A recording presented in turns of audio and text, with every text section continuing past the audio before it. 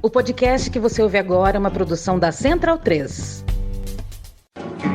Cristo Redentor, braços abertos sobre a Guanabara.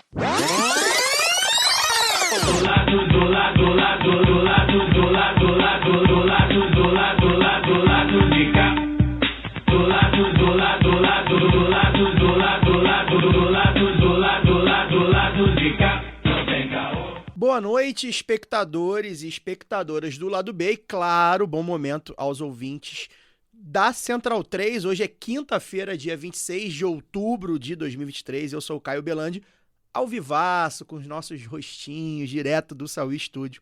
E este é o Lado B do Rio 294, chegando primeiro aqui no YouTube e depois no seu feed, no app de podcasts. Hoje o time tá com o Daniel Soares comigo aqui no Saúl e a Luara Ramos via internet. Já vou pedir para quem estiver chegando, deixar o like, aquele procedimento de sempre, né? Do youtuber, deixa o like, deixa o comentário, assina o canal, manda pro amiguinho, pô, distribui nas redes sociais, no WhatsApp, enfim.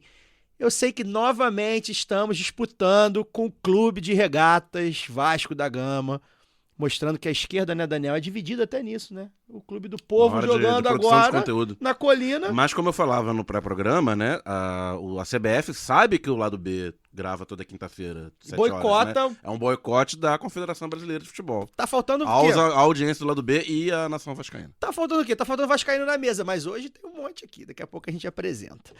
Bem, falando inclusive aí, ó, a gente pode também deixar o superchat, tá, galera? A gente tá recebendo lá da nossa queridíssima Google, está recebendo, então pode deixar o superchat, deixa com pergunta, por favor, que eu leio aqui, comentários e tal, mas quem quiser deixar o superchat, só um superchat, um dinheirinho pra gente, vai bem, final de ano, a gente tem que comprar presente de Natal, essas coisas. Falando em superchat, eu já vou trocar o nosso plim-plim, o nosso reclame, pra dizer que com 10 ou 20 reais por mês, via Pix ou cartão de crédito, você pode ajudar o Lado B em orelo.cc/Lado B do Rio, tá?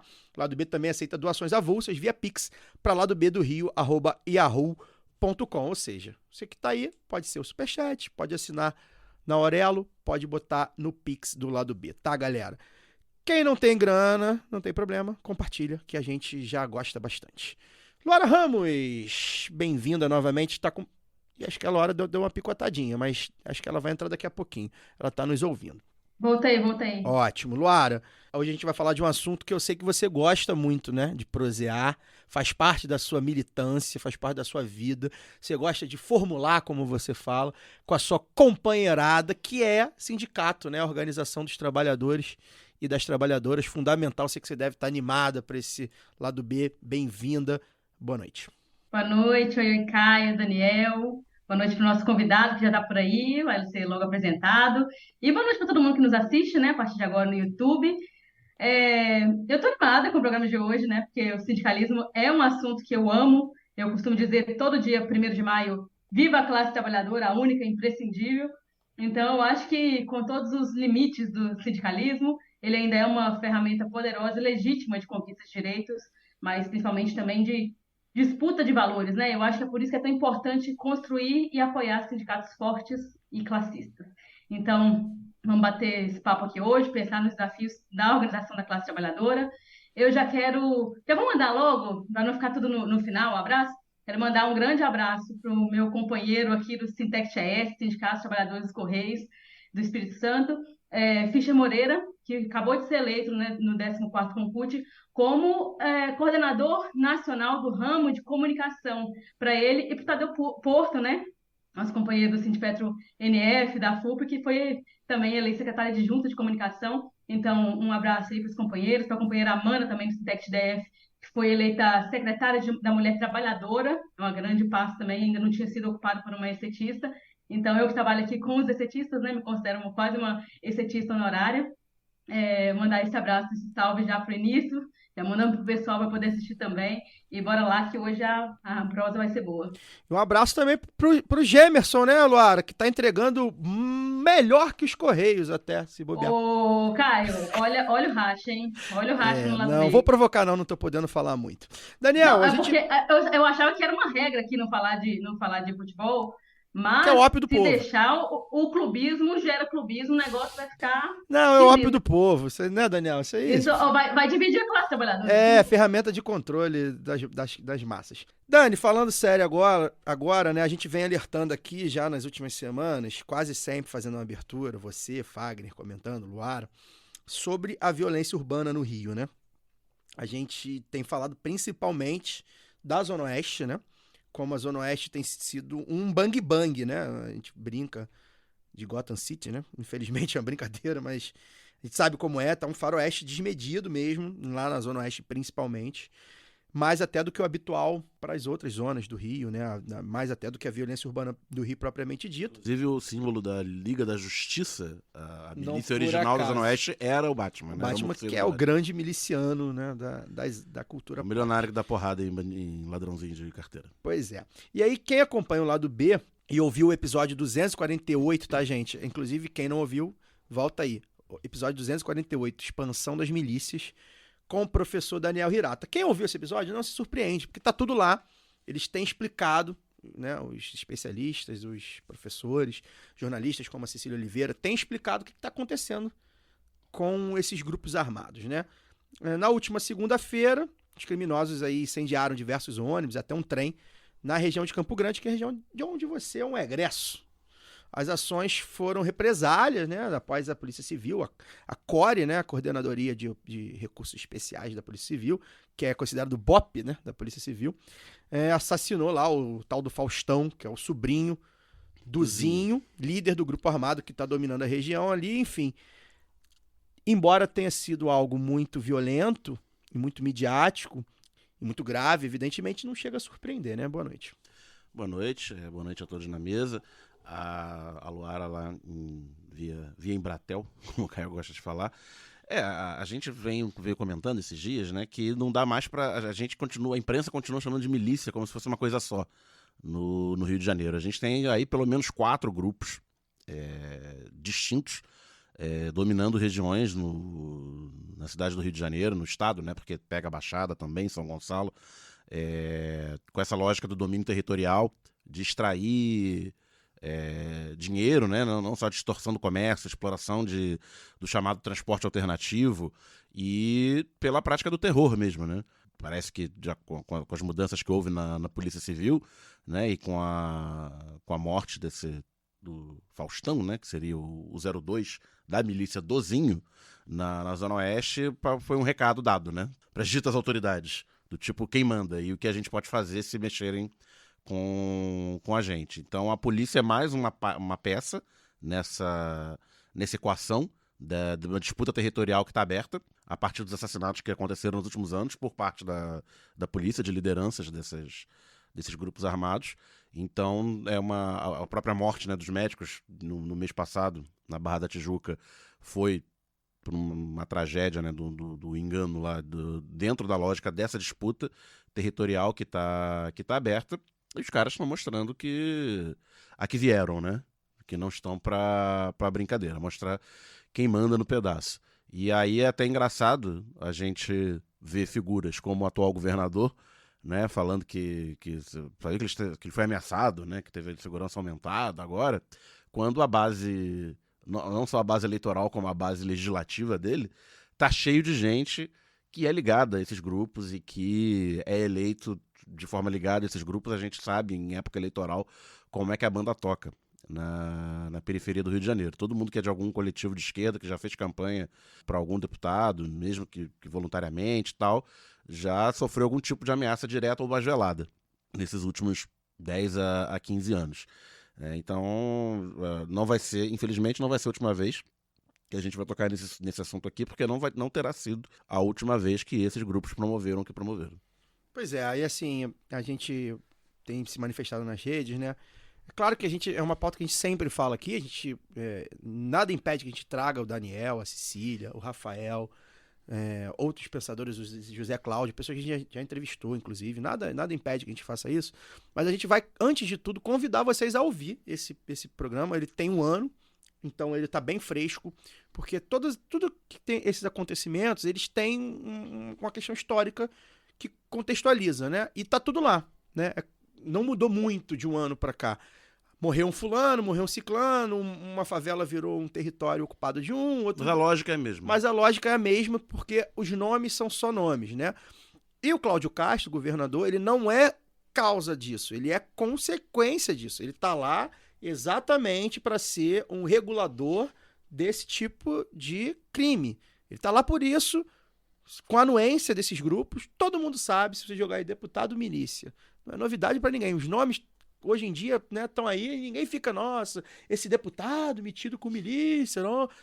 Todo mundo sabe, inclusive porque a grande diferença da milícia para os traficantes, né, varejistas, como a gente tem mostrado, e isso não mudou, é a questão do grupo político, né, da presença política, né? Embora isso também esteja alterando, porque enfim, o tráfico está se voltando com a milícia, tudo isso que está lá no programa com o Daniel Hirata. Então, quer entender um pouco mais, vá lá nesse programa com o Daniel Hirata, vocês vão entender bastante do que está acontecendo. Acompanhe a gente, mas também nada impede que a gente fale sobre o assunto nas próximas semanas. Lembrando, né, novamente, deixar o like, tá? Deixar o comentário, pra gente é importante. Vou apresentar aqui o nosso convidado, mas antes, vou dar o alô pra galera, né? Galera que tá chegando aqui, tá mandando aqui um alô, né? O Daniel Duarte, né? Direto de Lisboa. Daniel, um abraço. Luiz Henrique, Flávia Muniz, meu amor. Beijo, amor. Boa noite lá do B do Augusto Cavalcante, um abraço de BH. É isso, né? O lado B do Rio, ele é de todos os lugares. Esse é o barato. Mas é do Rio, viu, Luiz? A gente estava conversando mais cedo sobre isso. Mais um episódio da parceria com o escritório Normando Rodrigues Advogados. Estamos recebendo o próprio Normando Rodrigues, vocês vão reconhecer esse nome. Normando Rodrigues, bacharel e mestre em Ciências Jurídicas e Sociais, especialista em normas internacionais do trabalho, integrante do coletivo jurídico da CUT, assessor jurídico da FUP, além de escritor também. E claro, um vascaíno tá aqui ansioso, mais um vascaíno na mesa, tô com o Lui aqui, a gente tá competindo com o Vasco, a gente traz uns vascaínos pra poder, lá, os caras... Finalzinho do primeiro tempo, o resultado por enquanto é adverso. Vai virar, porque o Vasco é o time da virada, todo mundo sabe. Mas o papo hoje é sobre sindicato, tá, gente? Como vocês viram aí, né, a gente fez a divulgação nas redes, tá aí no YouTube, e a Luara até antecipou. São desafios, né? Novos tempos de trabalho, né? De métodos de trabalho, mobilização contra os ataques sofridos, né? Tem uns lobistas aí do grande capital no Congresso e nos tribunais também, né? As formas de mobilização, como é que um sindicato pode se mobilizar, se organizar. Comunicação, importante também, como é que a comunicação demoniza os sindicatos, né, Normando? A gente sabe muito bem sobre isso, enfim, muita coisa para falar. Prazer tê-lo aqui, tá, Normando? A gente teve essa ideia de fazer esse programa, conversando, né, na preparação da pauta, muito por conta de projetos de lei que deputados e senadores da extrema-direita têm colocado no Congresso para regular a contribuição sindical após essa decisão que teve aí no STF há algumas semanas. Então eu queria que você começasse do começo, assim, porque muita gente pode não estar, né, muito bem habituada com o sindicalismo, né? O que é essa contribuição sindical, né? Em que pé está essa regra jurídica nesse momento, né? Quais os perigos que tem nesses textos? São vários textos, né, que a gente viu, são vários projetos de lei que a gente viu que estão tramitando no Congresso.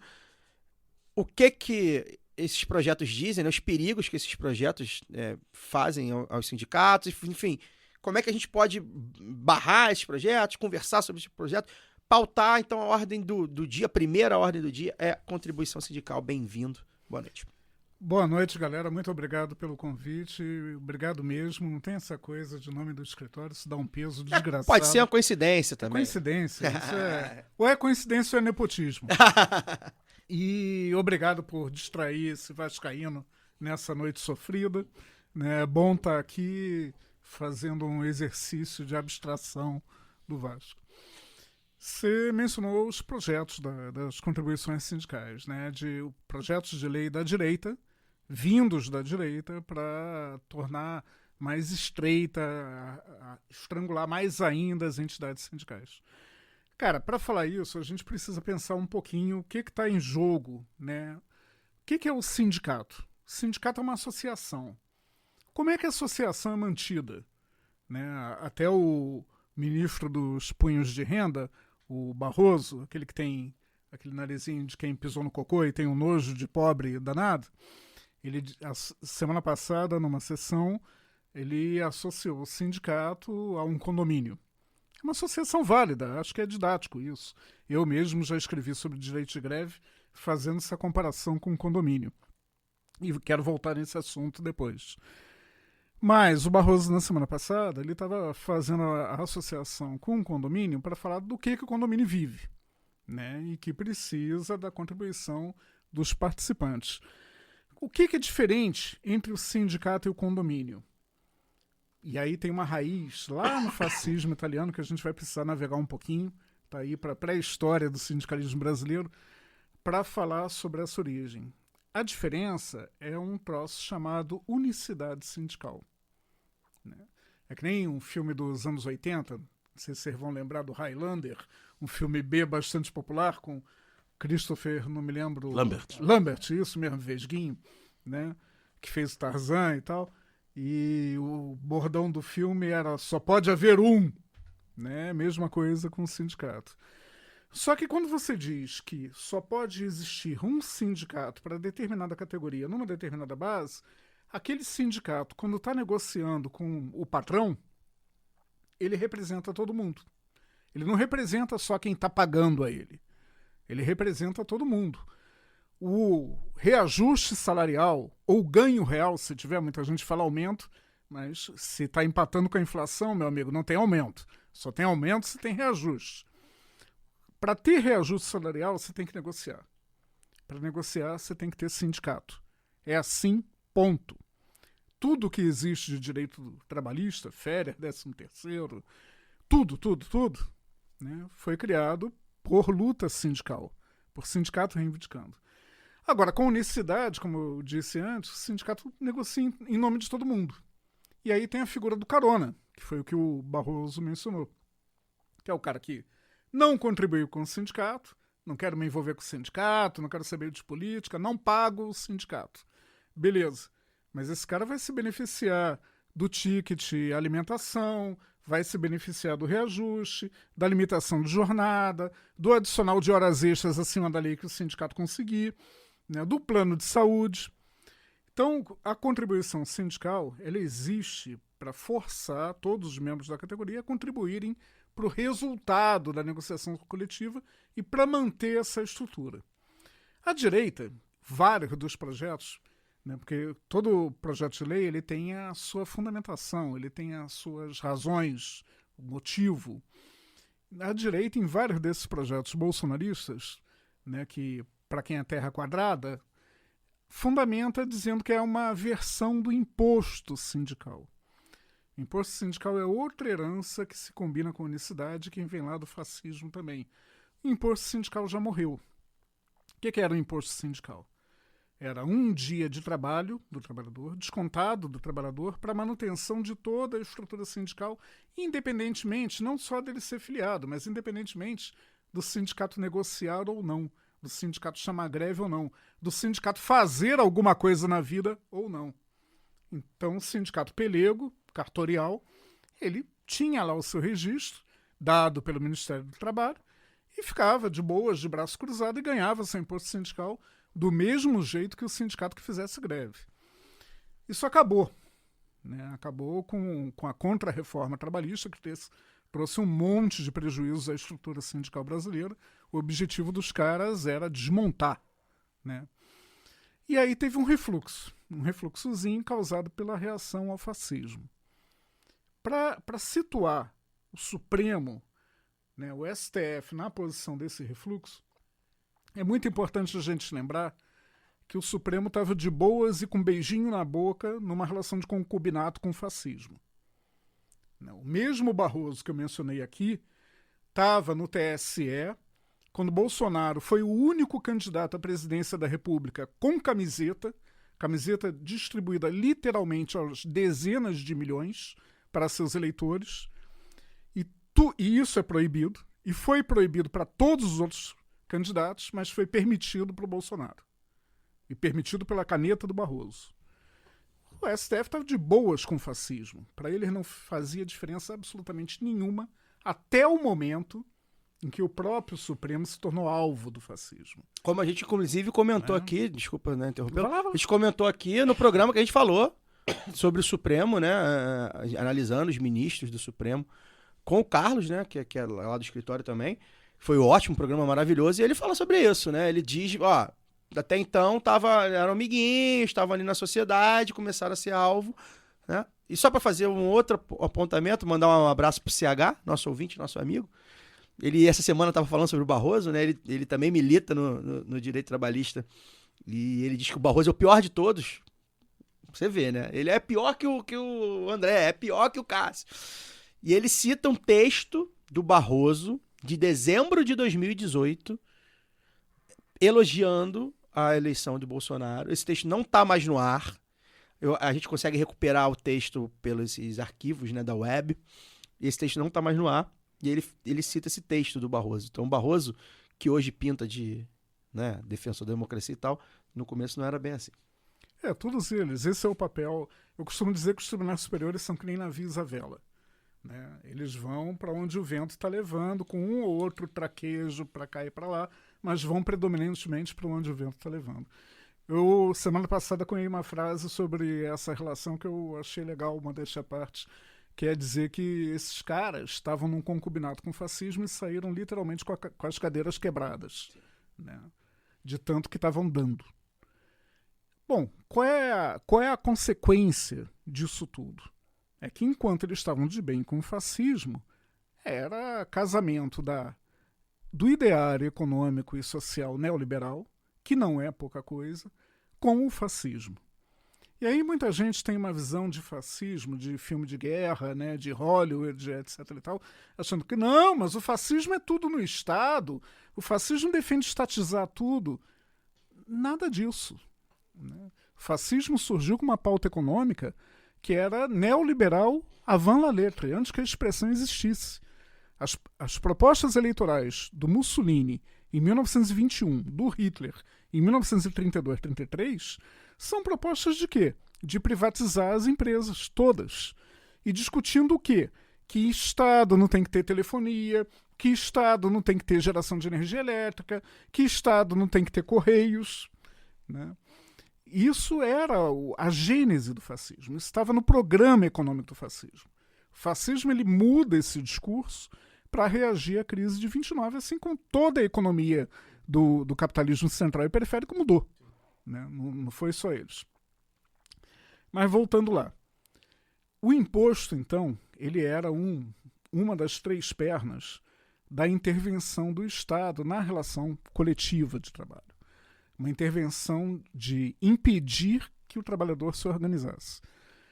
Aí a gente tem que pensar um pouquinho no sujeito chamado Vargas. Né? O cara entendeu, ele tinha uma leitura da sociedade brasileira de que o conflito de classes era inevitável. E estava olhando para os Estados Unidos. O Vargas ele tem a particularidade, ditador, mandava matar, empastelar oposição, etc. e tal. Né? Tinha até o Aparício Torelli, o Barão de Itararé, tinha, né, fixada na porta da sua edição no jornalzinho, né, Entre Sem Bater, né, em homenagem à Polícia Especial do Vargas. Né? Mas o Vargas ele foi um dos primeiros a perceber que a parceria econômica internacional que o Brasil tinha que estabelecer não era mais com o Reino Unido, que era a tradicional desde do processo de independência do Brasil, e sim a dinâmica do capitalismo americano. E olhando o capitalismo americano, ele estava vendo o New Deal e a inserção de classes e, sobretudo, a ideia de que o conflito de classes ele é inevitável, ele é intrínseco à relação de trabalho, e aí ele tem que ser trazido para dentro da institucionalidade. Eu não posso negar esse conflito, eu não posso fazer que nem o Arthur Bernardes, né, o penúltimo presidente da República Velha, e dizer que o conflito social é caso de polícia, né, que é o que o fascismo faz. Eu quero regrar. Como é que eu vou regrar esse conflito? Aí ele olhou para fora, no cenário internacional, e pegou elementos do New Deal e pegou elementos do fascismo.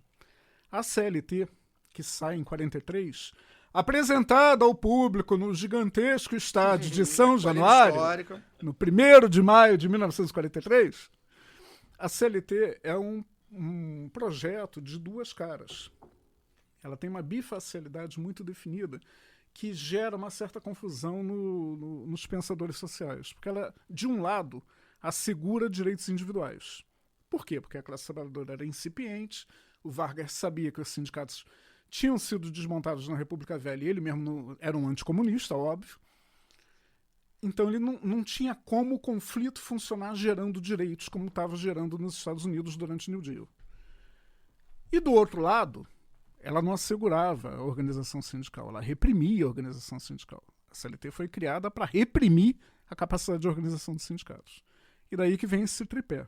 Era imposto sindical para sustentar o sindicato pelego, que não faz nada, a unicidade sindical, que só pode haver um, e o poder normativo da Justiça do Trabalho, que era a capacidade da Justiça do Trabalho ditar normas em lugar do contrato.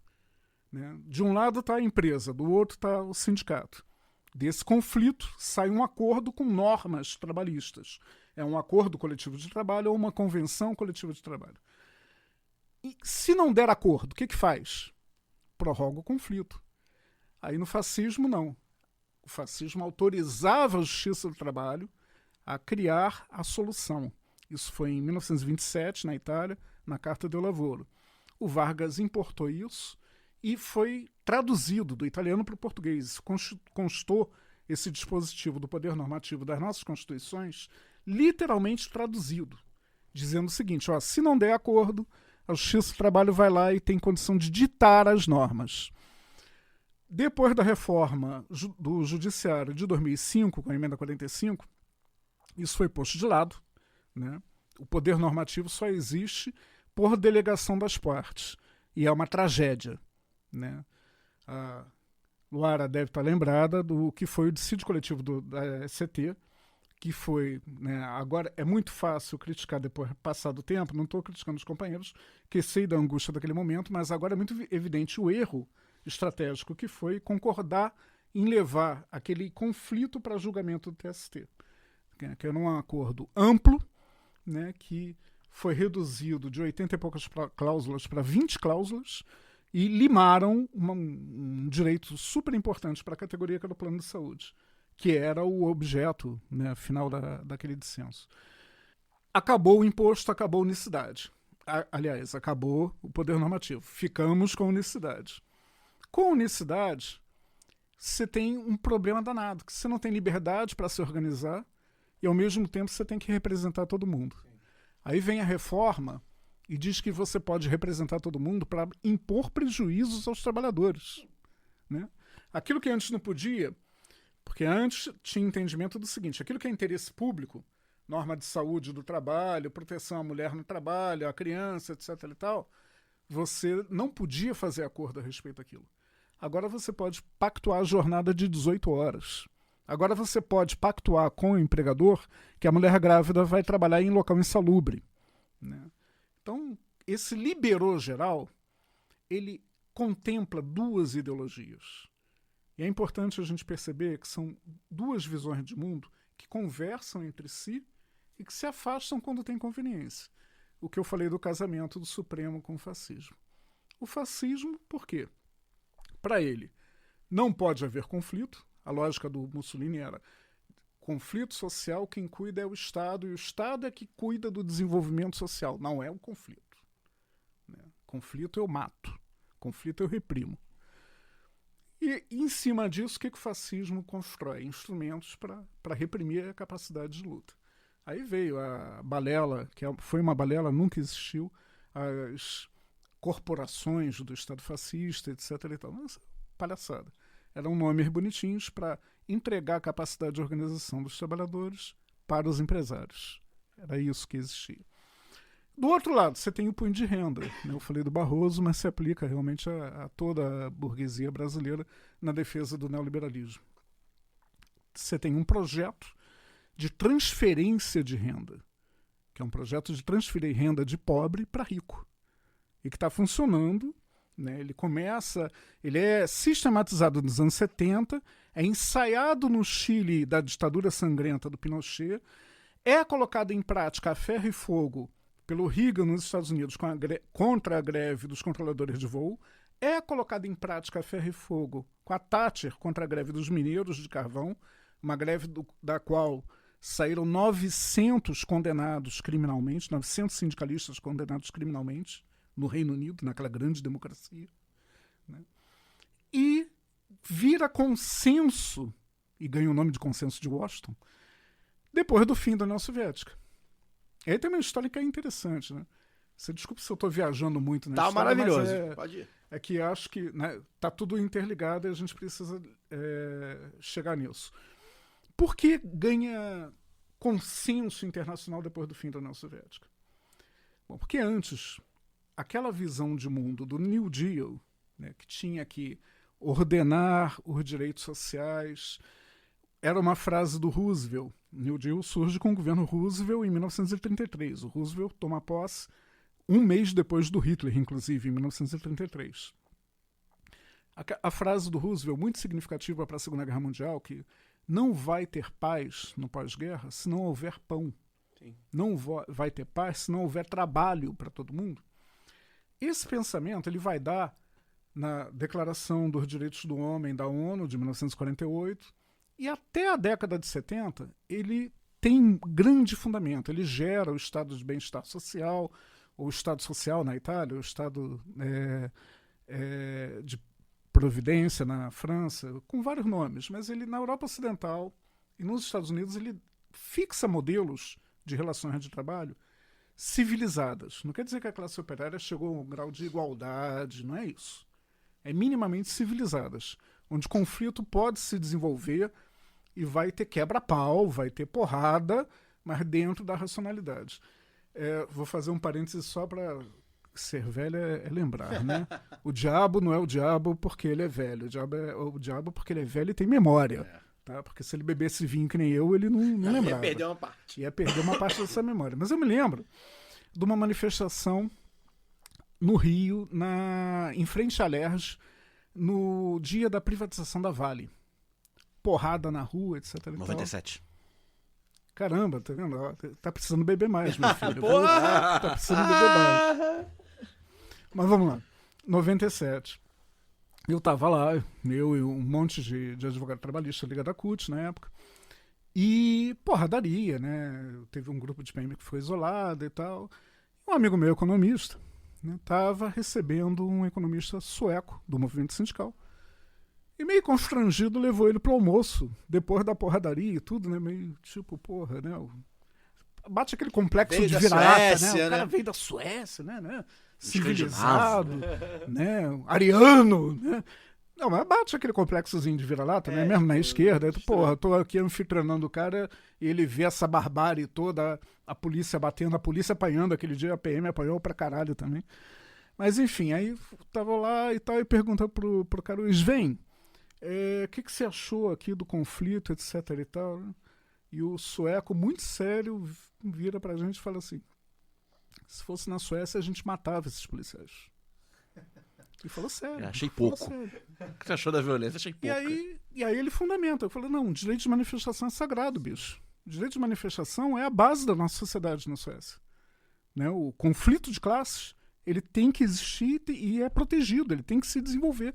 É ele que gera direitos sociais. Né? Então, essa visão, ela existe porque do outro lado tem um perigo vermelho. Ela existe e se propaga na sociedade. Mais ou menos do pós-guerra, 1945, até 79, até a segunda crise do petróleo, Revolução Islâmica no Irã e tal. Por quê? Porque existe uma alternativa que é uma referência para os trabalhadores. Né? Eu cresci e tomei consciência política fazendo crítica à União Soviética, pela esquerda. Né? Agora, os 70 anos da União Soviética são um experimento riquíssimo para a esquerda mundial aprender muita coisa, tá? E não tem só erros, não, tem muitos acertos. E, enquanto existiu, era um contraponto. Né? A barbárie capitalista não usava tanto. Prova disso, muito material para a gente que é da área do trabalho. Em 1919, acaba a Primeira Guerra Mundial. Aí vocês vão falar, não, Normando, acabou em novembro de 18. Não. Novembro de 18, os caras fazem um armistício. Né? Tem até um livro da Barbara Tuchman, que tem 3, 4 livros sobre a Primeira Guerra, que é bem legal, que ela fala o dia mais feliz da humanidade. A guerra mesmo só acaba formalmente com o Tratado de Versalhes, em 18. Né? O Tratado de Versalhes ele tem uma cláusula que cria a Organização Internacional do Trabalho. Olha só que maluquice. Tratado que está botando paz na Europa, que está acabando com uma guerra mundial, a primeira grande guerra mundial. Para alguns historiadores não é a primeira guerra total, por causa das guerras napoleônicas e tal, que seja. É a grande guerra. É a grande guerra da sociedade industrial, da sociedade de produção, da sociedade de massas. Massas é uma palavra legal para a gente explorar aqui. E aí, o tratado que está acabando com aquela guerra cria uma Organização Internacional do Trabalho para padronizar relações de trabalho civilizadas no mundo todo. Qual a lógica disso?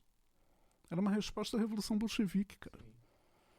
Porque era o quê? Ó, essa revolução não pode se espalhar para a Alemanha, porque senão ela se espalha para a França, da França ela se espalha para o Reino Unido, ela se espalha para o capitalismo todo, cara. Não, tem que segurar esses caras lá. Então vamos regrar, vamos dar os anéis para não perder os dedos. Quando acaba a União Soviética, em 1991, 4 anos depois, a Organização Mundial do Comércio faz uma proposta no sistema ONU de acabar com a OIT, a Organização Internacional do Trabalho. E a lógica é exatamente a mesma. Ora, bolas. Acabou o perigo vermelho, cara. Acabou o cara lá que me assustava, etc. E tal. Para que eu vou regrar direito dos trabalhadores? Foi até uma surpresa na minha análise. Eu acompanhei muito esse debate na época.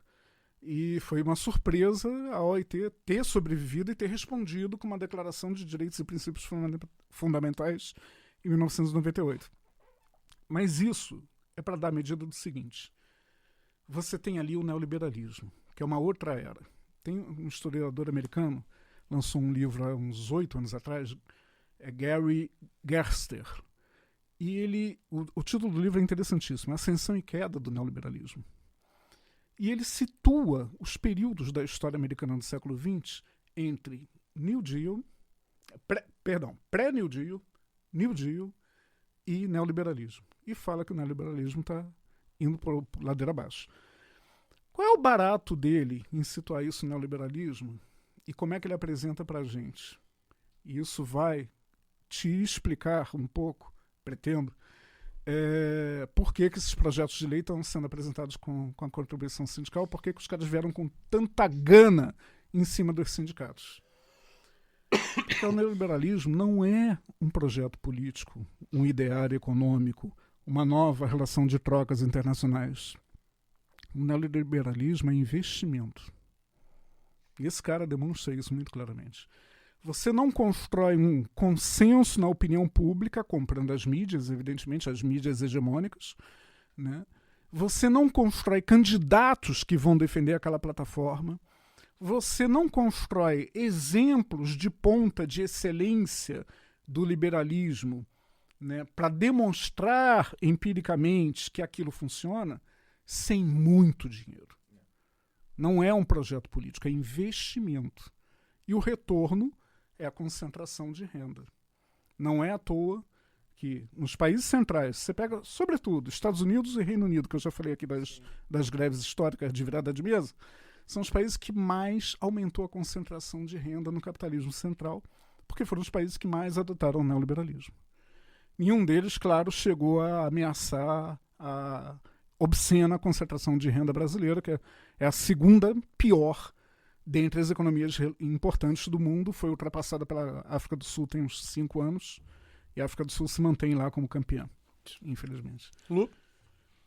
Não, é interessante porque o Normando trouxe vários elementos aqui para a nossa discussão, mas eu quero pegar um ganchinho nessa coisa aí das economias fortes, né, ditas fortes, versus a ideia do que é um lugar bom de se viver. Porque a gente ouve falar de Estados Unidos como a maior democracia do mundo, com uma economia que mesmo com crise está ali, aos trancos e barrancos, sobrevivendo e tal, mas quando você fala em qualidade de vida, as pessoas gostam muito de citar os países nórdicos e tal. Estamos aqui um amigo lá sueco, falando da importância de liberdade de expressão, de liberdade de se organizar, né? E são todos lugares com sindicatos fortes.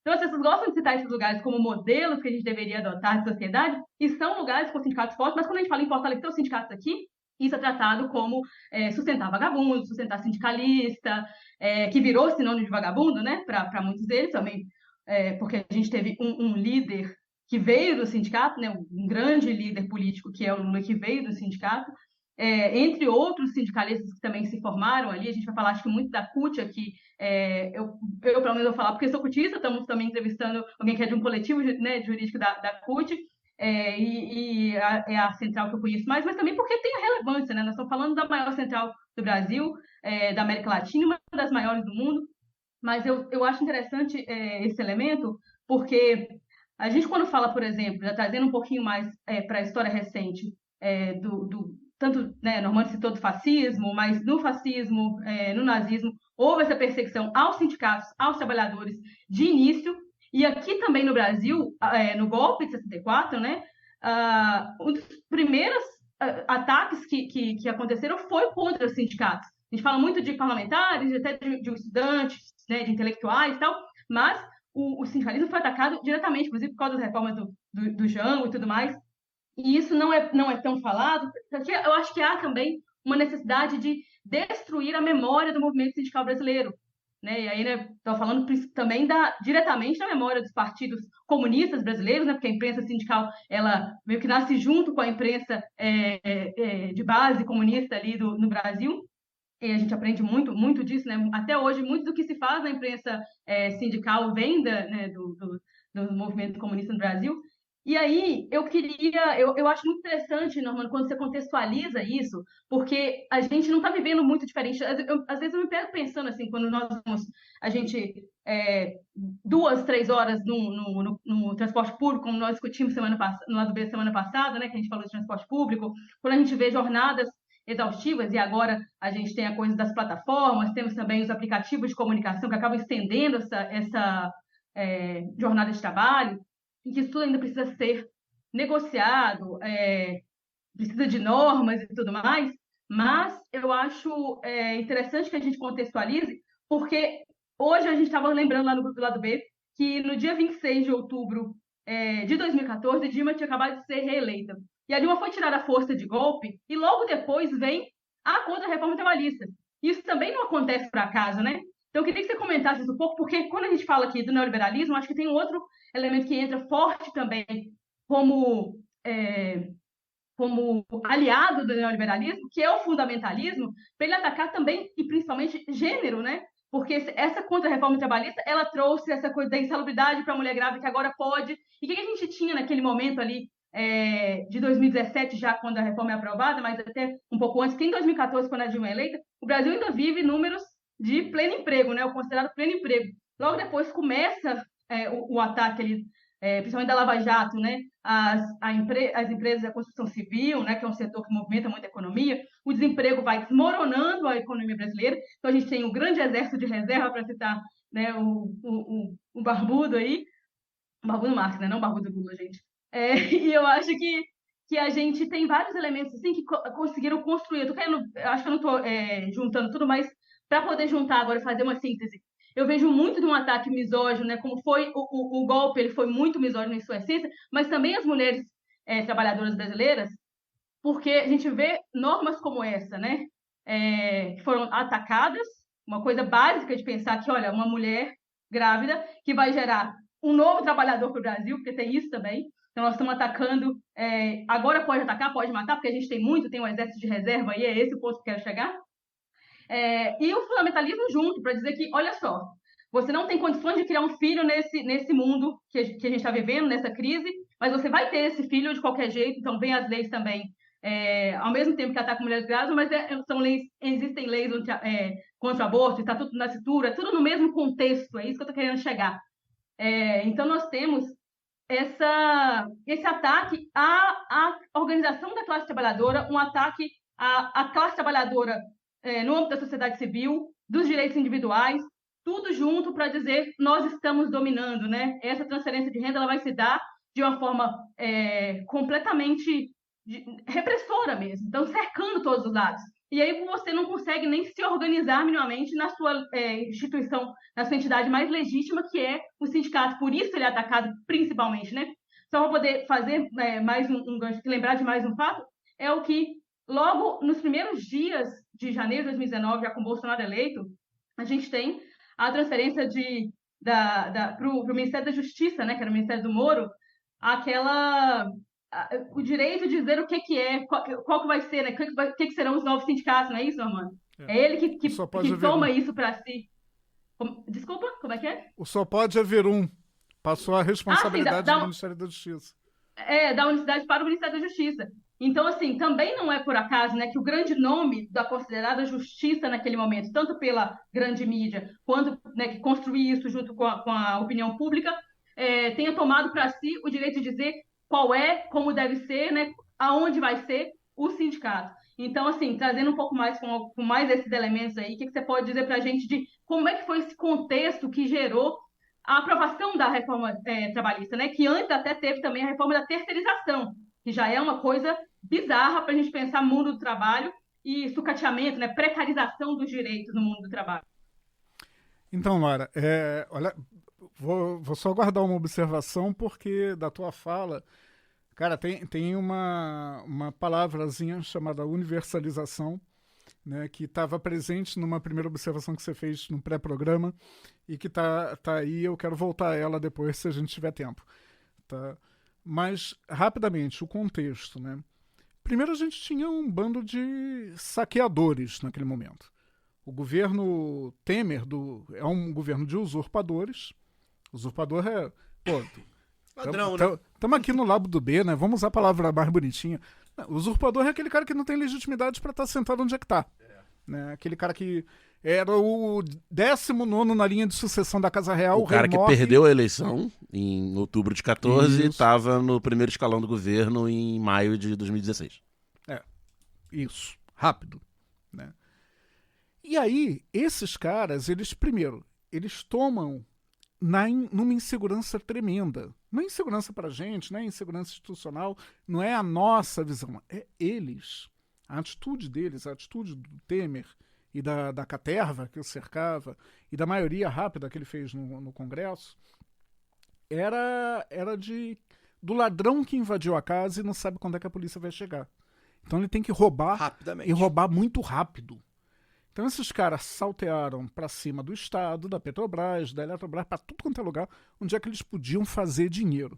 Claro, depois veio fascismo e honestos como os fascistas são, roubaram muito mais profundamente, mais rapidamente ainda. Mas no governo Temer eles tinham essa insegurança. Agora, por que o Temer consegue, de uma hora para outra, essa cronologia é legal da gente lembrar, os caras derrubam a Dilma na prática em abril, né? A contra-reforma é escrita por um ministro do TST, o Ives Gandra Filho, e teve inquérito administrativo que apurou isso. Isso foi feito no computador do gabinete dele. É apresentada pelo Temer ao Congresso em dezembro e em junho ela está aprovada. Ela tramitou em 6 meses. Uma mudança radical nas relações de trabalho. Por que isso foi tão rápido? Foi só derrubar a Dilma e todo mundo mudou de lado? Não, cara, tem um problema aí. Um problema ao qual eu modestamente acho que o PT no governo não se atentou. Não se atentou antes, durante aqueles 13 anos, e não se atentou agora. Tá? Que é a disputa ideológica na sociedade.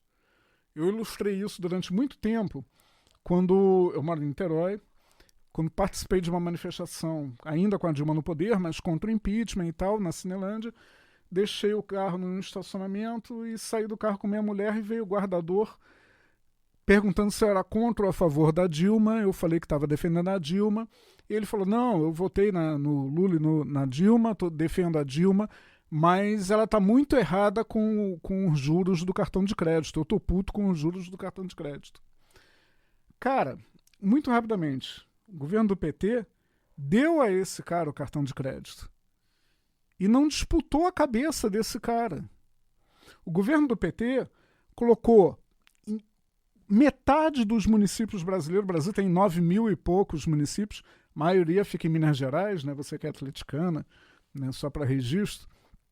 Metade dos municípios do Brasil, o governo do PT botou um ônibus amarelinho lá para levar as crianças para a escola. Não fez uma propaganda na TV dizendo que esse ônibus aqui foi feito para mim. As prefeituras envelopavam os ônibus com o nome do prefeito, do vereador, do governador. Cara, eu rodo muito o Brasil de estrada, cansei de ver isso.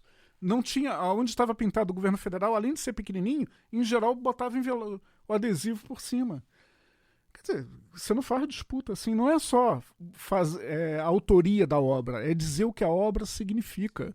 É dizer, caraca, tudo quanto é criança tem que estar na escola. Esse ônibus não está aqui para agradar o prefeito, esse ônibus está aqui para garantir igualdade na educação. E a palavra-chave para essa disputa ideológica é essa, igualdade. O que tem a ver com a universalização, que eu ainda quero falar dela. E a gente fez muito pouca defesa da igualdade. A gente faz muito pouca defesa da igualdade no dia a dia, no combate das ideias.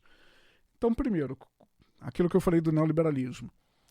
É muito fácil você ver ministros do PT, no governo Lula 1, no governo Lula 2, no governo Dilma mais ainda, e agora, nesse momento que a gente está conversando, defendendo ideias neoliberais.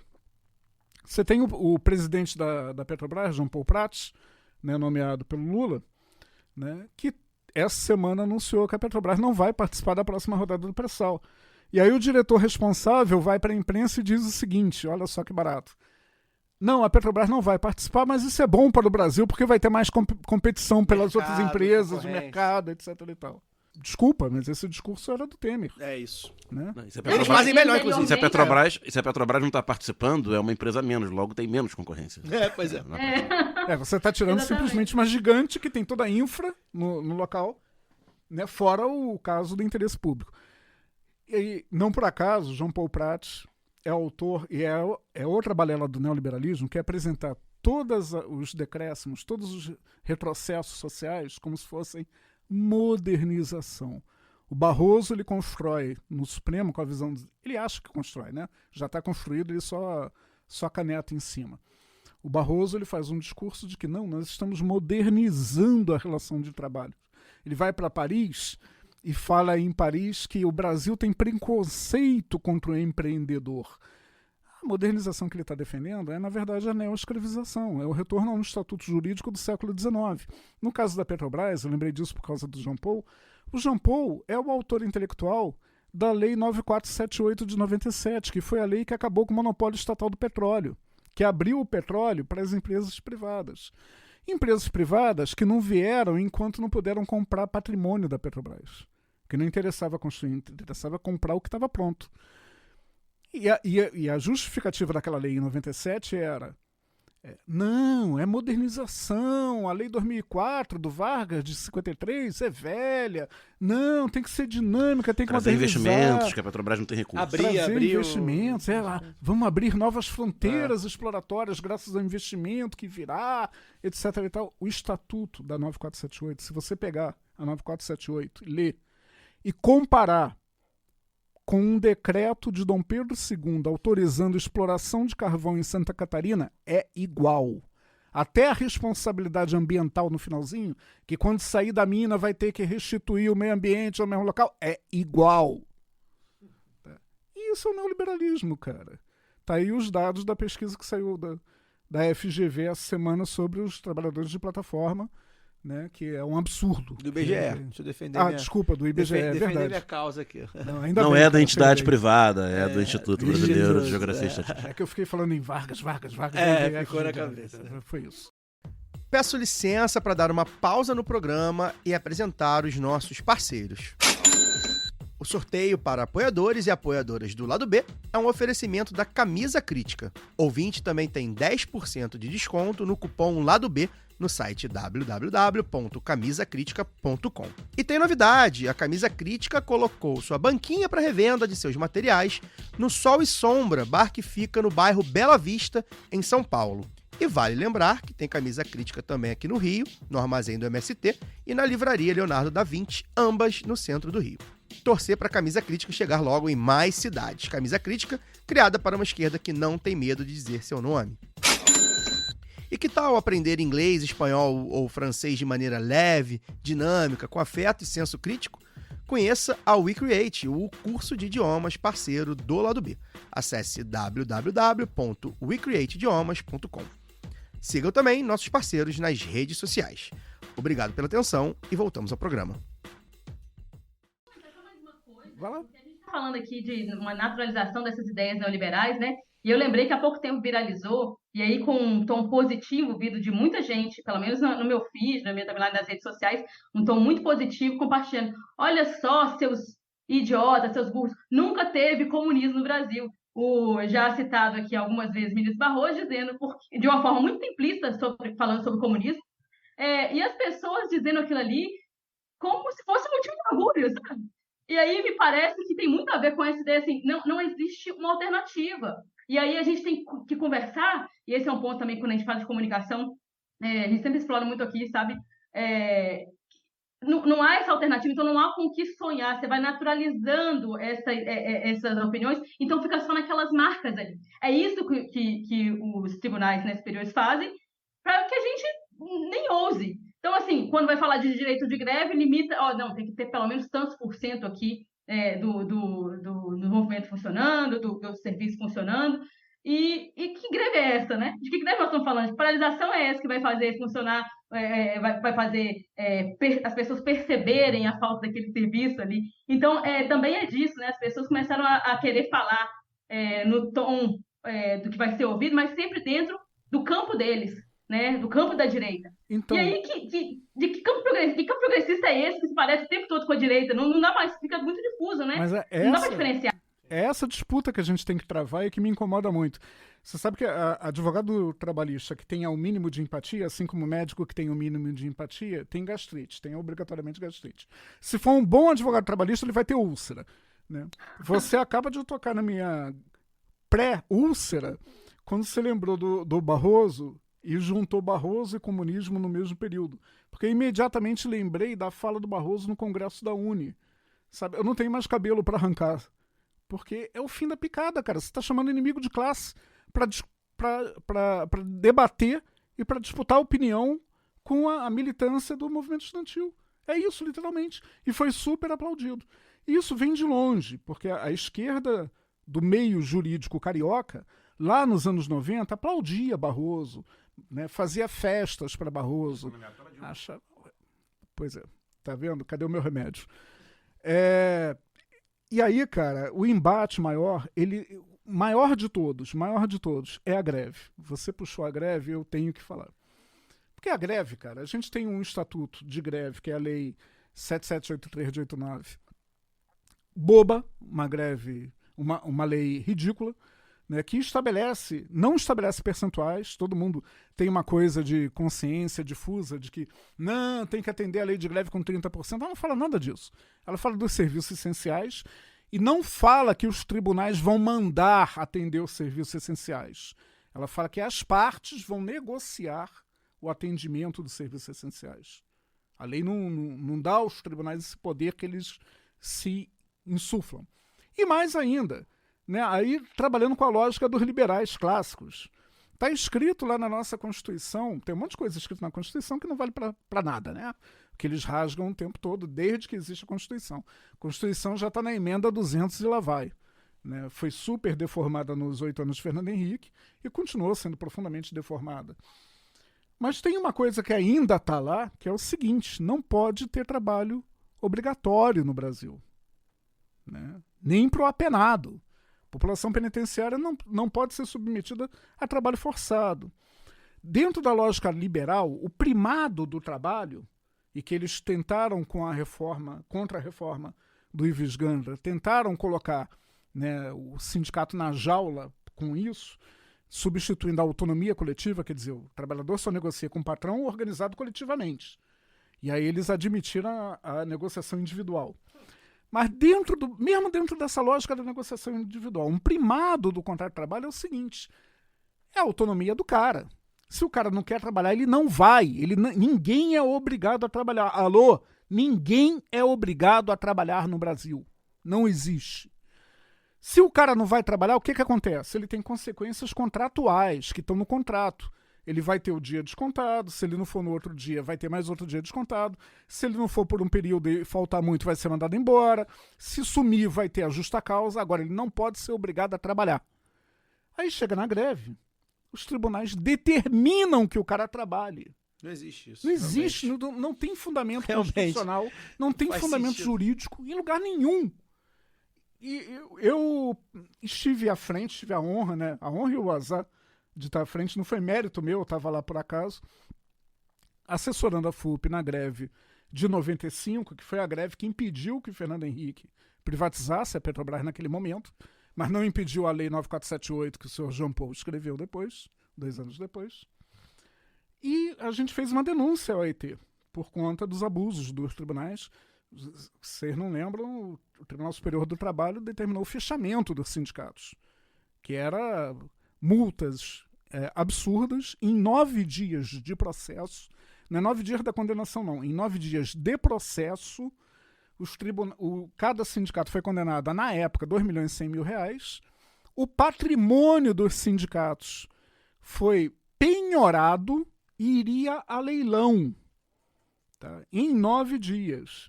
Um grande amigo meu de Campinas, advogado do movimento há muito tempo, ele na época deu uma entrevista falando o seguinte: olha, tá aqui a minha carteira da ordem. Eu como ela sem sal e sem pimenta se você me achar na história da Justiça do Trabalho, no Brasil, um processo a favor do trabalhador que em 9 dias o bem do patrão foi a penhora. Não existe aquilo. Aquilo foi um absurdo. Mas a gente fez a queixa ao OIT e veio um resultado. E na recomendação do OIT, recomendava ao Brasil mudar a lei de greve para impedir que os tribunais fizessem isso. A lei de greve já não sustenta que os tribunais tenham essa intervenção. Mas teve essa recomendação para mudar a lei de greve, para impedir esse abuso por parte dos tribunais. Claro, todo mundo esqueceu isso, nem a nossa bancada, nem outra, etc. e tal. Mas onde é que está a disputa disso? Uma vez eu escrevi um artigo que o título era exatamente esse. Onde é que está a disputa? Não está no tribunal. Não está no tribunal. O tribunal é necessário. Já chega pronta. Chega pronta com a reforma trabalhista. Eu estou botando a culpa no Ives Gandra, porque o Ives Gandra Filho é uma figura muito amável que merece todas as culpas do mundo. E de berço, claro, 400. A maçã não cai longe da macieira. Essa é uma regra. Minha avó falava muito isso. Não falava com essas palavras, não. Tem uma versão mais divertida. Mas, enfim, Ives Gandra Filho merece tudo que a gente possa falar mal dele.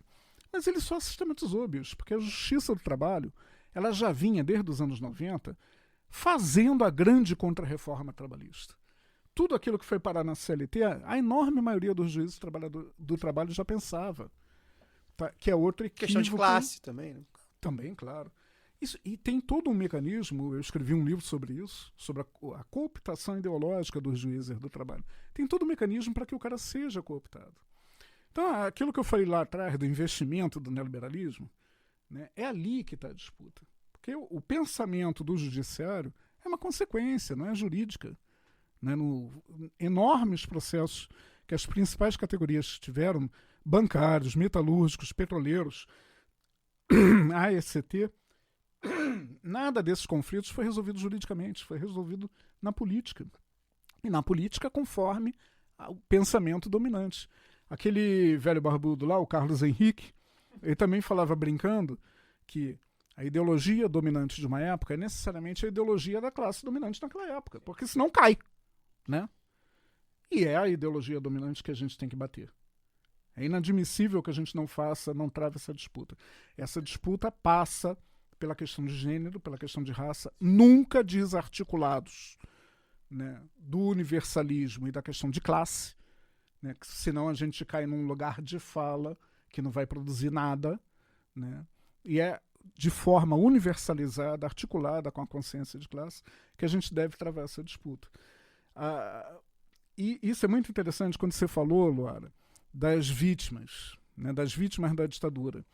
E aí eu faço a correlação, dá para brincar com um monte de correlação entre o neoliberalismo, o fascismo brasileiro bolsonarista e o fascismo clássico. Bolsonaro, o Vladimir Saflat fala isso, eu falava também, mas eu não tenho o peso dele. Bolsonaro não é um neofascista, não é um pós-fascista, como diz a Giorgia Meloni, a primeira-ministra da Itália. Bolsonaro é um fascista clássico, ele tem todos os elementos clássicos do fascismo. E um deles, nessa disputa, é está muito claramente defendendo os interesses do mercado em cada Sim. pedacinho, Não, e em cada fala, né? afirmaçãozinha. Abertamente. Abertamente. Eu lembro até de ter uma declaração do Bolsonaro, ainda deputado, 2014, provavelmente, ali naquela onda que ele começa a navegar, para remeter a fala da Luara, que ele fala que a mulher grávida, a mulher tinha que ganhar menos porque ela engravida. Ele fala, ele é uma fala Tem assim. que sair de licença. Ele tá É, não, a mulher tem, na época, né, um debate ainda quente sobre equidade e tal. Ele falou, não, a mulher tem que... E ele defende o interesse da classe dominante, ali, dos mega empresários, assim, de maneira muito clara, né? De cara dura. Que é direito ou Você é quer direito ou trabalho. quer ter emprego? Mas ele... Aliás, eu Vai, queria vai. encaixar nisso, né? O Normando fez aqui toda a contextualização histórica, né? A partir do estado do bem-estar social, enquanto houve União Soviética no pós-guerra, e a gente lembrou aqui hoje está se completando 9 anos da reeleição da Dilma, em 2014, e que foi, a Laura até colocou aqui que vivíamos o pleno emprego ali, né, em 2014, e por conta disso, demanda e oferta, né? A massa salarial, a participação da massa salarial aumentava na renda pela primeira vez desde a época da ditadura. Né? Que a ditadura também entrou com... Muita gente esquece isso, né? Mas a ditadura entra em 64, naquele período do Roberto Campos, 64 a 67, com um garrote fortíssimo. Sim. Né? Chamava o arrosto salarial, né?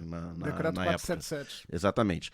Então, a gente consegue ver como semelhança entre esse período de ascensão do neoliberalismo no mundo desenvolvido ali no final dos anos 70 e início dos 80, com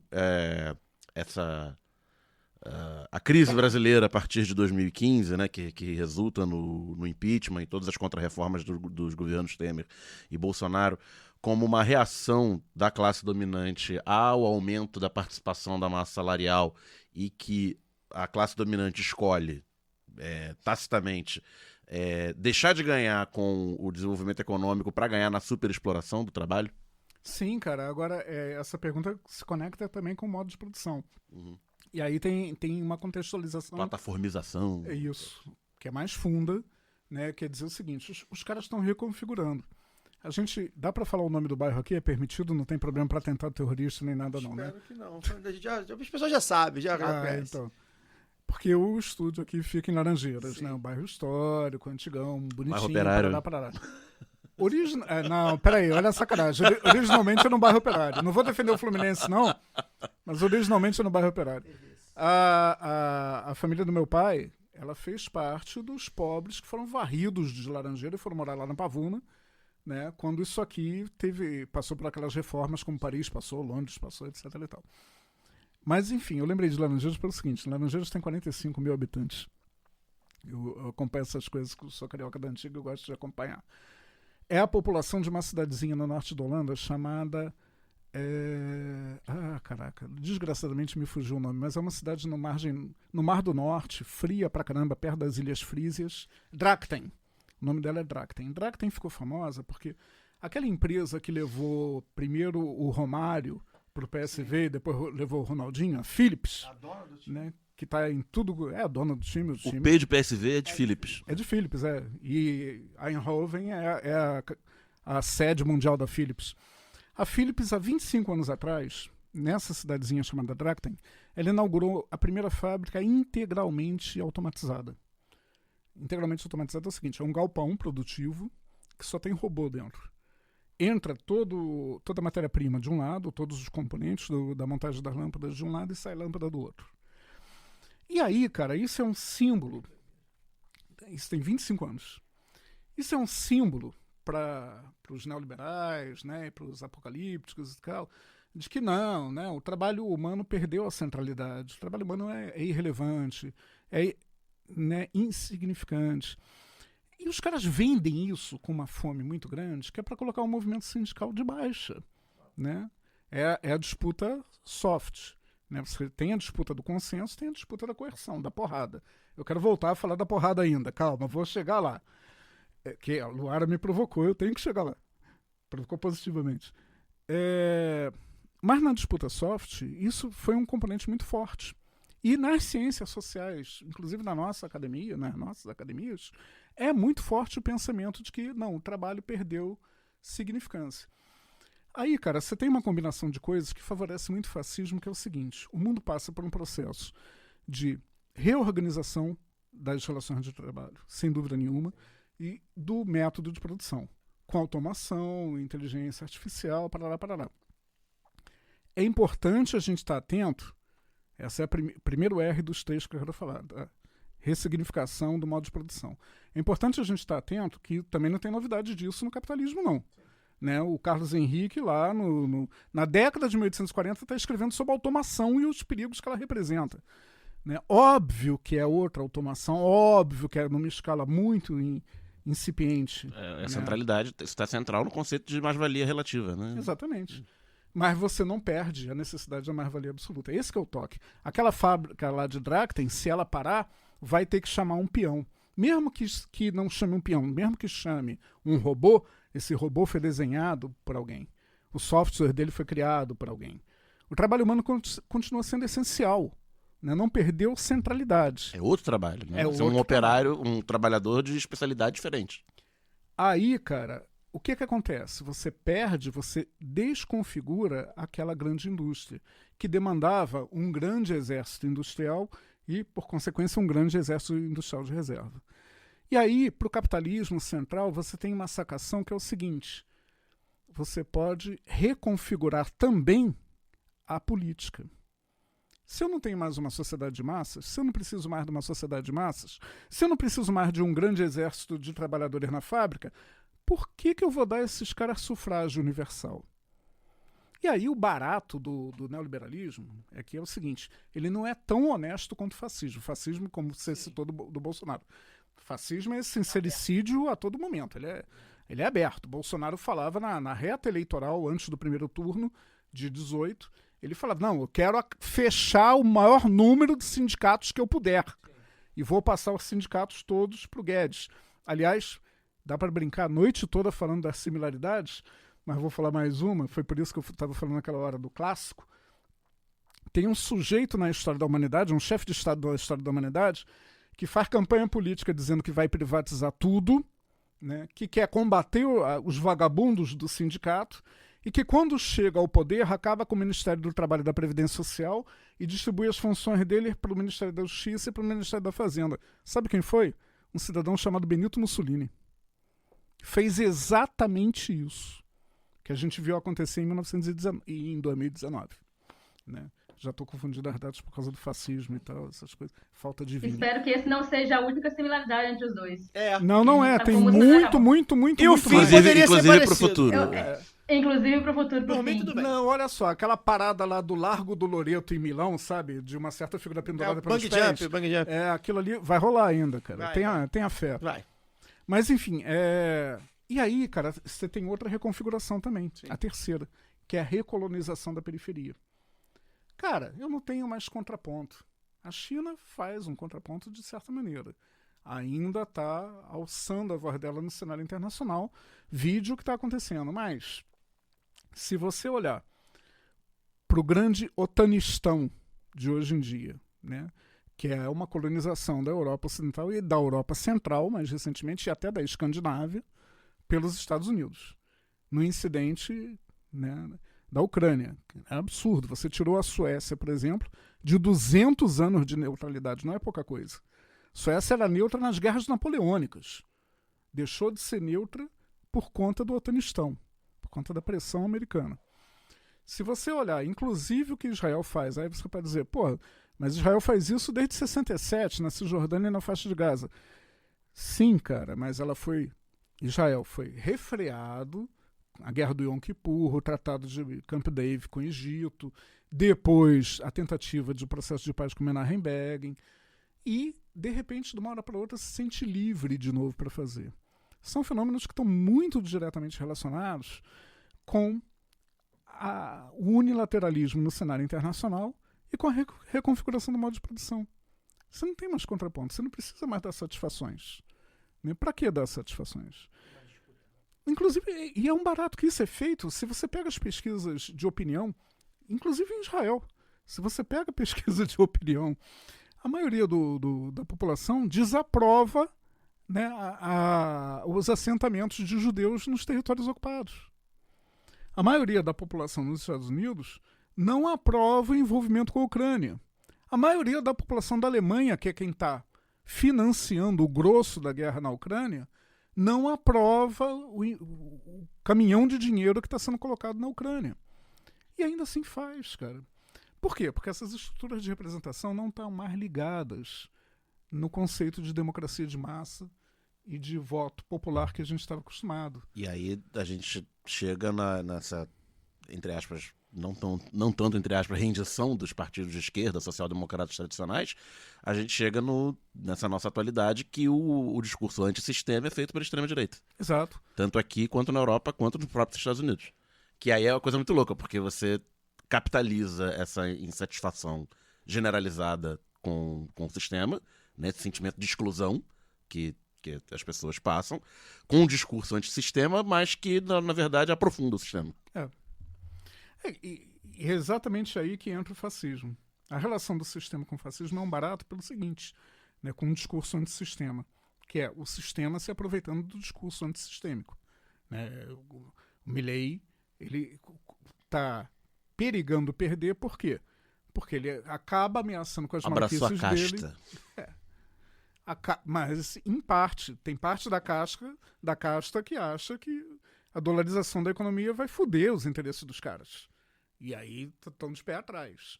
Mas, no geral, o fascismo não é o preferencial. Né? Como o Mussolini não foi, como o Hitler não foi, como o Bolsonaro não foi. É uma cartada, né? É uma cartada de ocasião. Sim. O candidato dos caras era o Alckmin, em 18. Sim. Né? Só que o Alckmin, com aquele carisma notório que ele tem... Né? Fez 5%. Pois é. É. Antes da gente estar caminhando pro final já, vou pedir o destaque final aqui do nosso Normando. Foi maravilhoso, eu gostei muito. Tem muita coisa para falar ainda, evidentemente, mas nós temos horário. Voltará, Normando, certamente, para a gente concluir aí vários assuntos. Deixei aqui assuntos... Falar do Ives Gandras, que é legal, dar uma apanhada, a gente pode combinar aí um dia. A gente quer falar também sobre essa questão dos plataformizados, acho que é um assunto que ele vem... A gente já tratou algumas vezes, tá? Inclusive, a gente também tweetou, a gente já trouxe aqui o Galo de Luta, né? O Paulo Galo, para falar sobre movimento de entregadores antifascistas. A gente já falou também com o Lívio Luna também. Com o Lívio, né? exatamente, o Uber de esquerda, que também militou nesse campo, ouvindo, né, os trabalhadores, né, sobre isso. Essa pesquisa do IBGE, recomendo aí, fazendo um jabá que eu não costumo fazer, né? Pouca gente sabe, embora eu também não me furte de dizer que eu trabalho na comunicação do IBGE atualmente, e participei dessa divulgação, foi bem legal, porque são dados que mostram a realidade, né? A gente costuma dizer que estatística boa, que comunica bem, é aquela estatística que você olha e fala, realmente, é o que eu vejo na rua, né? E a gente viu aí como é mal remunerado, trabalha mais, a gente está chamando de plataformizados, que é bom também, porque eu já vi, curioso, outro dia eu vi um debate que é curioso, era uberizado, né? Já tem pensadores falando sobre uberização e tudo mais. Só que quem não é do Uber, o popular que não é do Uber, ele acha que não é uberizado. Eu vi, ninguém me contou. Ele é do InDrive. Exatamente, não, isso aí, uberização não, eu sou entregador do iFood. Então, assim, como é que é a comunicação, né? Não sei se plataformizados é o melhor nome também, mas enfim... talvez possa também melhorar, mas é interessante como a comunicação atua. É algo que eu quero trazer você novamente, Normando, também para debater comunicação, né?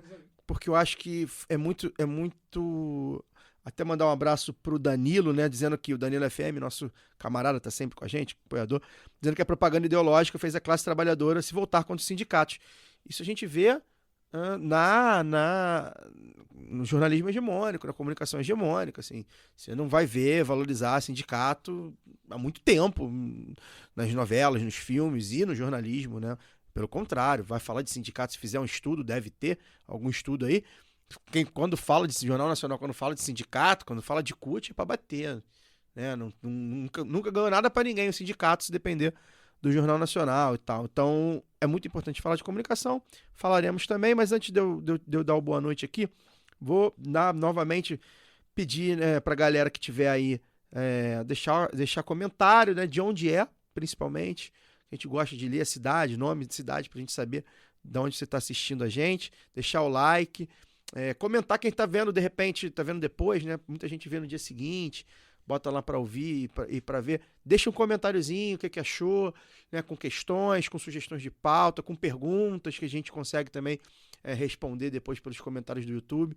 Pra gente é importante demais esse tipo de interação com a gente no YouTube, para dar engajamento, para a máquina girar. A gente sabe que no YouTube a gente não é tão grande quanto nos podcasts, né? Nossa audiência é menor.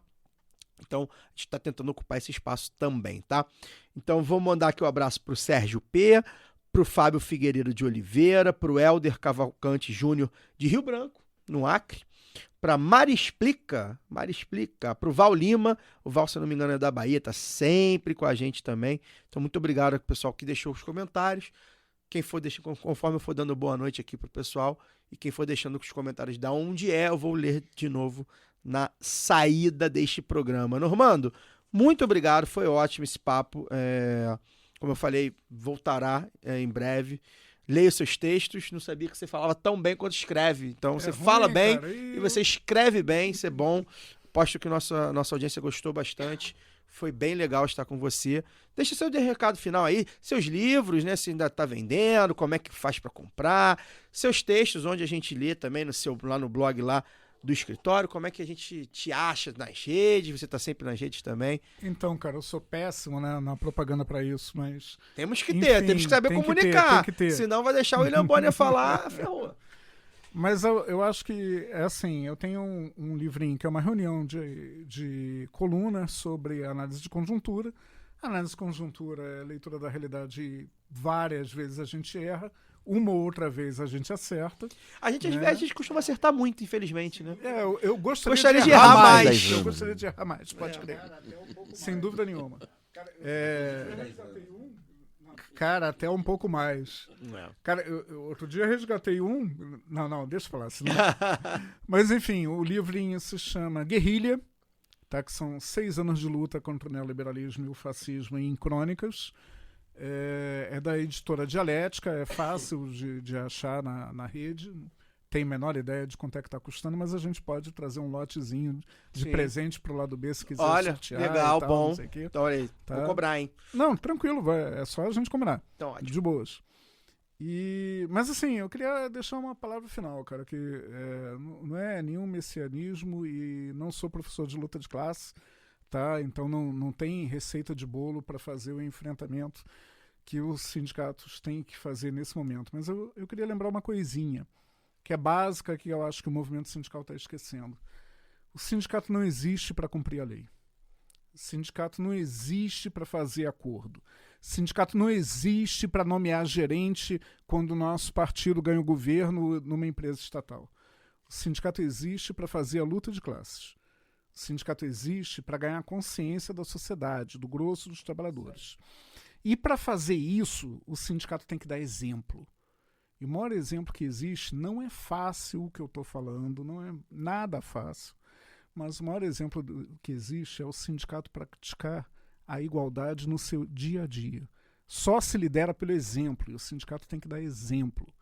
E o maior exemplo que a gente tem disso, de que a lei não é o limite, é a história da CUT. A CUT comemorou agora 40 anos, em agosto, né? Desses 40 anos, foram 23 anos de ilegalidade. Ilegalidade. Não era tolerância pelo Estado, etc. E tal. A CUT não existia juridicamente durante a maior parte desses 40 anos. E talvez tenha sido a melhor parte da vida da CUT. A parte em que ela mais organizou os trabalhadores para a luta. Então, acho super importante lembrar dessa história e, com certeza, né, defender a bandeira da igualdade e praticar o futuro no presente, ser uma ilha de futuro num mar de presente, é o grande papel do sindicato e é por onde a gente pode enfrentar tudo isso que está no horizonte. Gente, brigadão aí pela lembrança, é sempre um prazer ser lembrado por esses momentos aqui. Voltará, muito obrigado também pela parceria, claro, sempre, né? A gente que está sempre trocando essa ideia aí. Luara, acho que não se esgota esse assunto, evidentemente. A gente tem tempo, né? Vai voltar para tratar desse assunto mais. Mas acho que a gente conseguiu contemplar bastante. Até porque é isso, a gente queria, a ideia não era falar só sobre os ataques, né? Sobre como a gente pode se movimentar, né? Autocrítica, né? Famosas autocríticas que a gente sempre tem que fazer. à esquerda, né? A autocrítica não, a Não autocrítica temos medo da não, autocrítica, ao não, contrário pelo de amor de outros Deus, né? setores. Pelo amor de Deus, não podemos ter. E dar nome, acho que o Normando conseguiu também dar nomes, né, a coisas e pessoas, que é importante a gente não perder de vista. Então acho que acho que você sai contemplada, com certeza, e com gostinho de quero mais se eu te conheço também. Boa noite, Lu. Boa noite, Caio, Normando, obrigada aí pela aula de hoje. Daniel também, todo mundo que ficou com a gente esse tempo todo, tá aí ouvindo aqui agora, né, na nossa transmissão, ou também que tá ouvindo depois. É isso, assim, é um tema que para mim nunca se esgota, porque eu sou completamente apaixonada. Eu comecei a trabalhar com o sindicato muito antes de me formar, na verdade, porque eu já ajudava a companheirada com o jornalzinho ali, editando texto e tal. Mas eu vendo o Normando falar disso, desse exemplo, né? Eu vou citar de novo meu companheiro, que eu tenho orgulho de chamar de amigo, o Fischer, que foi quem me provocou desde o início. E quando eu entrei, Normando, lá para trabalhar com o Sintec S, eles tinham acabado de ganhar um sindicato e estavam. Vou contar essa pequena história aqui, tá, gente? Rapidinho. E eles estavam reformando, porque o sindicato estava muito aparelhado, aquela coisa assim. E não estava servindo mesmo os trabalhadores. Então, se organizaram, disputaram o sindicato, ganharam e iam passar por uma reforma. E aí ele falou assim, tudo bem, vamos fazer a reforma, realmente aqui o espaço, né, o trabalhador merece mais conforto, a gente precisa de acessibilidade e tal. Pode colocar ar-condicionado, menos na minha sala, ele era presidente, menos na minha sala. Porque depois a gente começa a acostumar, tá geladinho aqui, e eu não tenho que estar dentro da sala. Eu tenho que estar na base, fazendo setorial na porta das unidades. E aquilo me marcou muito, e eu levei muito para a vida, porque ele é assim até hoje, já foi presidente mais de uma vez, hoje é diretor, agora recém-eleito coordenador do ramo de comunicação da CUT, e essa disputa que a gente travou lá de 2011, quando eles ganharam, até antes, né, quando estava disputando ainda, está trazendo frutos, né, o tempo inteiro. Eu fui candidata a deputada federal aqui, eu no Espírito Santo, eu me coloquei e falei, eu sou uma candidata, principalmente também da categoria exetista, apesar de não ser exetista. Então a gente foi galgando esses espaços e agora estamos aí na Central. Eu acho que também é um espaço muito importante. Eu não fui eleita, ele foi, mas a gente foi galgando esse espaço porque é uma disputa política. É isso que a gente está dizendo aqui. Então, quando eu falo para vocês, sindicalizem-se, mas disputem os seus sindicatos também. Porque a gente muitas vezes fala assim, mas o meu sindicato... eu já fui, né, trabalhei em outras coisas que não viram a comunicação e tal. Já fui sindicalizada, já fui, né, de base de um sindicato que era aquele sindicato cartorial que a gente chama.